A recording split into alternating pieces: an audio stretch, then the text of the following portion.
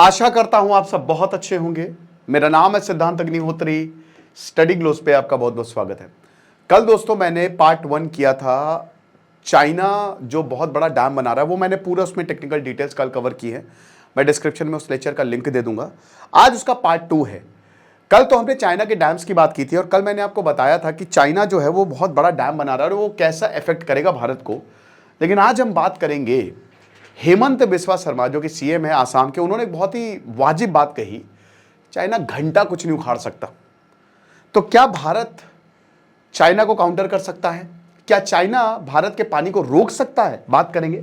लेकिन उससे पहले बता दूं कि जो हमारा शानदार कंबाइंड एनसीईआरटी जिसमें मैंने बहुत जबरदस्त तरीके से ज्योग्राफी ये सब मैंने रिवर बेसिन और एवरीथिंग बहुत अच्छे से समझाया है, तो ये अभी आपको मात्र 2000 रुपए का मिल रहा है। 10,000 का कोर्स है, 2000 का एनसीईआरटी 80 कूपन कोड यूज करें। डिस्क्रिप्शन कमेंट बॉक्स में लिंक है। आज लास्ट डेट है। तो बात ये है कि यहां जो शहबाज शरीफ के एड हैं, ठीक है ना, एडवाइजर हैं, तो उन्होंने ये बोला है कि अगर भारत जो है वो सिंधु नदी रोकेगा, जो कि रोक दी है हमने, तो चाइना जो है वो ब्रह्मपुत्र रोक देगा, तो ऐसे में वॉर्स हो जाएंगे। ये गीदड़ भभकी पाकिस्तान ने हमको दी, लेकिन भारत रोक चुका है। चाइना कुछ भी नहीं कर रहा है, वो कुछ कर भी नहीं सकता। 2022 से उसने हमको हाइड्रोलॉजिकल डेटा नहीं दिया है, कोई प्रॉब्लम नहीं है। वो दुनिया का सबसे बड़ा डैम बना रहा है, कोई प्रॉब्लम नहीं है। ग्रेट बेंड में मेडॉक पे बना रहा है, कोई भी प्रॉब्लम नहीं है। ब्रह्मपुत्र नदी अगर हम उसकी बात करते हैं तो आप इसका कोर्स देखिए, ये यहां से आती है, ठीक है। ये कल मैंने बताया था पूरा, एक बार फिर से आपको रिवाइज करा देता हूं। 4 देशों से ये आती है। तिब्बत से ओरिजिनेट होती है, कैलाश मानसरोवर, यांगसी या फिर चेमा युंगलू ग्लेशियर, यारलुंग सैंगपो को बोला जाता है, ठीक है ना। फिर कमाल ये जाती है, ठीक है, तिब्बत से होते हुए ये जाती है। उसके बाद फिर ये यहां से बेंड लेती है, ये मेडॉक है ना ये, ठीक है ना, ये नामचा बरवा अरुणाचल प्रदेश एकदम शार्प बेंड लेती है यहां से, ठीक है ना, जबरदस्त। और फिर ये घुसती है अरुणाचल प्रदेश में, भूटान भी जाती है, भूटान से भी होते हुए ये फिर यहां पे अरुणाचल प्रदेश में घुसती है और अरुणाचल प्रदेश से होते हुए फिर ये आसाम में जाती है, ठीक है ना। आसाम में होते हुए फिर ये बांग्लादेश से जाती है। तो 4 देशों से जा रही है ये, तिब्बत, भूटान, भारत और बांग्लादेश। बांग्लादेश में इसको जमुना बोला जाता है, गंगा से मिलती है, दुनिया का सबसे बड़ा डेल्टा बनाती है और बे ऑफ बंगाल में ये नदी गिरती है, राइट। तो ये ब्रह्मपुत्र का बहुत लंबा 2880 किलोमीटर का कोर्स है। अब ये बहुत बड़ा रिवर बेसिन है। चाइना कह रहा है कि हम पानी को, चाइना नहीं कह रहा है, ऐसा कहा जा रहा है कि चाइना पानी को रोक देगा। चलिए, तो सबसे पहले तो हम इसकी असलियत को जानते हैं कि क्या वाकई ऐसा हो सकता है। जवाब है बहुत बड़ा नहीं। चाइना चाह कर भी पानी को रोक ही नहीं सकता। वो अलग बात है कि पानी रुकेगा ही नहीं, पानी का फ्लो आप नहीं रोक सकते। दूसरा पॉइंट ये है कि भैया चाइना के पास उतना फ्लो है ही नहीं। आपको जान के हैरानी होगी कि 86% जो पानी है वो भारत से आ रहा है। कहां से आ रहा है? अलग अलग नदियों से आ रहा है, बारिश से आ रहा है। और इतना पानी आ रहा है, भारत अगर यहां पे डैम बना ले तो उस पानी को स्टोर भी कर सकता है और सालों साल हमारा चल जाएगा। देखिए, ब्रह्मपुत्र एक पेरिनियल रिवर, एक हिमालयन रिवर सिस्टम की 3 सबसे बड़ी नदियां गंगा, ब्रह्मपुत्र और सिंधु नदी। तो सिंधु और ब्रह्मपुत्र ये दोनों नदियां जो है ये कैलाश मानसरोवर से निकलती हैं। ब्रह्मपुत्र पेरिनियल रिवर का मतलब ये है कि सालों साल उसमें पानी रहेगा, बहुत ही माइटी है, बहुत बड़ी है। ये आसाम, जब वो तिब्बत से निकलती है छोटी सी है वो, लेकिन जब ब्रह्मपुत्र आसाम में एंटर करती तो बहुत विशाल हो जाती। क्यों? क्योंकि अरुणाचल प्रदेश से भी पानी आ रहा है, आसाम की नदियों से भी पानी आ रहा है और बारिश का पानी भी आ रहा है। यही तो हेमंत बिस्वा शर्मा ने बोला। उन्होंने कहा कि भैया ये तो हमारे लिए बहुत बढ़िया काम करेगा, क्योंकि जो रिकरिंग फ्लड्स होंगे वो नहीं आएंगे हमारे पास। लेकिन दोस्तों, इसमें पूरी सच्चाई नहीं है। देखिए, नॉन मॉनसून, जब मॉनसून नहीं रहेगा तो प्रॉब्लम होगी। मैं आपको कुछ स्टैट्स बताना चाहता हूं। देखिए, चाइना जो है वो 22 से 30% जो टोटल ब्रह्मपुत्र का रिवर बेसिन डिस्चार्ज है ना वो कवर करता है। लेकिन बट जो पानी का कंट्रीब्यूशन है ना वो खाली 14% है, 14%, दैट्स इट।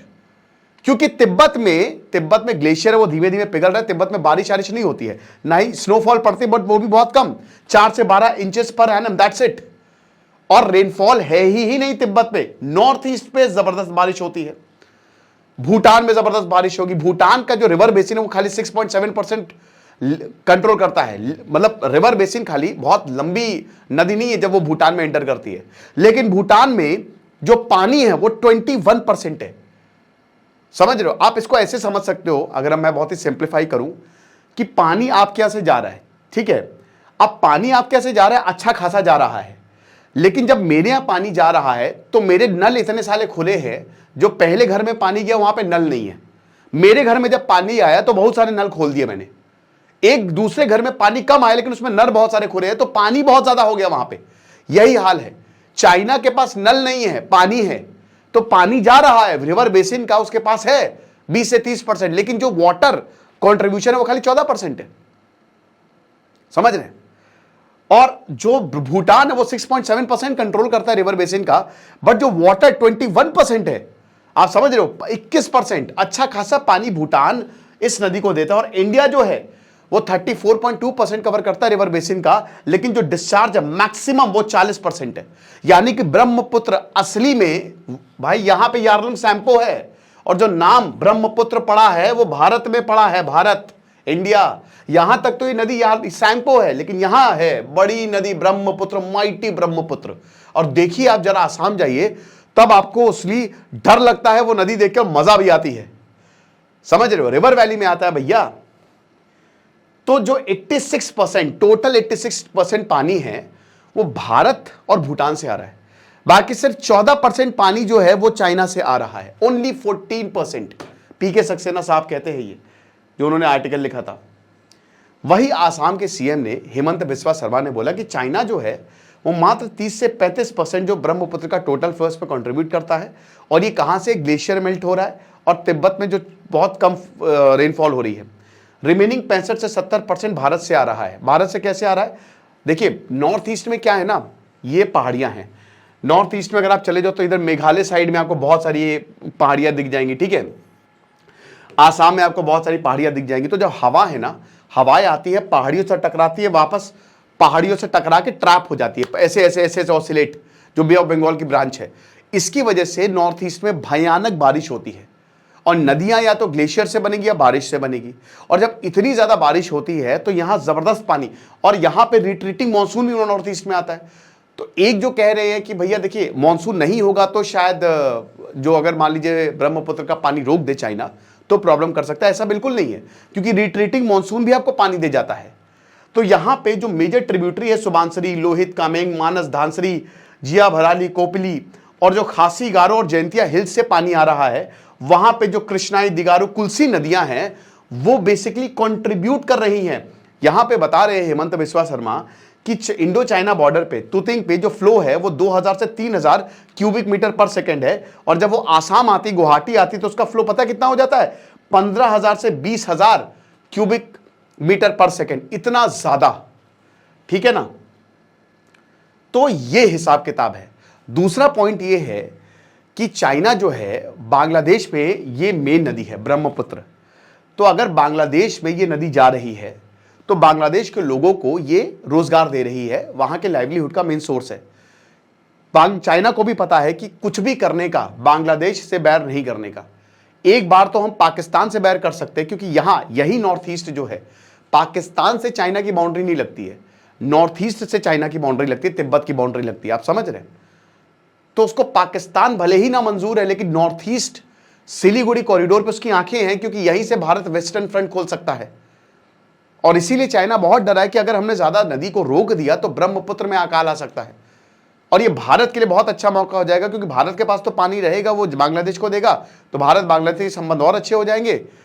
और सिलीगुड़ी कॉरिडोर की जो वाइड की बात चल रही है, अभी तो खैर उतने अच्छे नहीं है, और हमारे संबंध खराब हो जाएंगे। लेकिन जाहिर सी बात है कि अगर डैम बनाएंगे तो प्रॉब्लम इसलिए आ सकती है क्योंकि चाइना नदी को रोक सकता है, और क्योंकि ये तिब्बत का सीज्मिक जोन है, यहाँ पे बहुत भयानक भूकंप आते हैं। तो अगर भूकंप तेजी से आया तो डैम टूट भी सकता है, डैम में प्रॉब्लम होगा। अगर ऐसा होता है तो आसाम और अरुणाचल प्रदेश मिनट में वहां पे तबाही आ सकती है, बाढ़ आ सकती है। तो डैम बनाना जो है वो डेंजरस है। चाइना को डैम जो है वो नहीं बनाने चाहिए। इसने जो 3 गॉर्जेस डैम बनाए थे उसमें अर्थ का रोटेशन कम होगा, और ये जो डैम बना रहे हैं मेडॉक डैम, ये तो 3 गुना ज्यादा बड़ा है 3 गॉर्जेस डैम से, और टिहरी डैम जो हमारा सबसे बड़ा, वो उससे 60 गुना ज्यादा बड़ा है। तो पानी रोकना सही तो नहीं होता है भाई, पानी रोकेंगे तो फिर प्रॉब्लम आ जाएगी, सेडिमेंट्स की प्रॉब्लम, डिपॉजिट होने लगेंगे, एग्रीकल्चर प्रभावित होता है क्योंकि समुद्र का पानी अंदर आने लगता है। अभी तो पानी जो है वो समुद्र से मिलता है, फ्लश आउट कर देता है, लेकिन फिर वो वहां पे प्रॉब्लम आएगी। लेकिन उतनी बड़ी प्रॉब्लम नहीं होगी जितनी बोली जा रही है, क्योंकि इसकी जियोपॉलिटिक्स रेपरकशंस बहुत ज्यादा होंगे और ज्योग्राफिक रेपरकशंस बहुत ज्यादा होंगे। भारत को उतना असर पड़ेगा नहीं। और ये बात सच है, मैं हेमंत बिस्वा शर्मा की बात से एग्री करता हूं कि हर साल गुवाहाटी डूब जाता है, बहुत भयंकर फ्लड आता है, बहुत भयंकर बारिश होनी ही होनी है वहां पे। ज्योग्राफी ऐसी दी है नॉर्थ ईस्ट को कि भयंकर बारिश होनी है, बराक वैली में जबरदस्त। तो वो पानी हम स्टोर कर सकते हैं, उसके लिए डैम्स की जरूरत है और ये फ्लड्स रोक सकता है भारत। इसके लिए डैम्स, जैसे अभी जो अरुणाचल प्रदेश में जो अपर सियांग वैली में डैम बनाया जा रहा है, वो एक बहुत बड़ा टर्निंग पॉइंट साबित हो सकता है। 11,000 मेगावाट का डैम है, लेकिन दोस्तों उसमें आपको लोकल्स को समझाना पड़ेगा, क्योंकि अरुणाचल प्रदेश में प्रोटेस्ट है और उनको ये बताइए, सरकार को बैठना चाहिए, उनको ये बताइए कि अगर हम ये डैम नहीं बनाएंगे तो प्रॉब्लम हो जाएगी आपके लिए ही। क्योंकि जो मेडॉक डैम है वो अरुणाचल प्रदेश से खाली 30 किलोमीटर की दूरी पर है। तो हमको समझाना पड़ेगा, अगर भारत डैम बना ले जाता है और अगर मेडॉक से पहले जो हमारा सियांग प्रोजेक्ट पूरा हो जाता है 11,000 मेगावाट, तो इसमें बिजली भी मिलेगी, पानी भी मिलेगा, तो फिर तो हम चाइना को काउंटर कर ले जाएंगे, वरना फिर दिक्कत हो सकती है।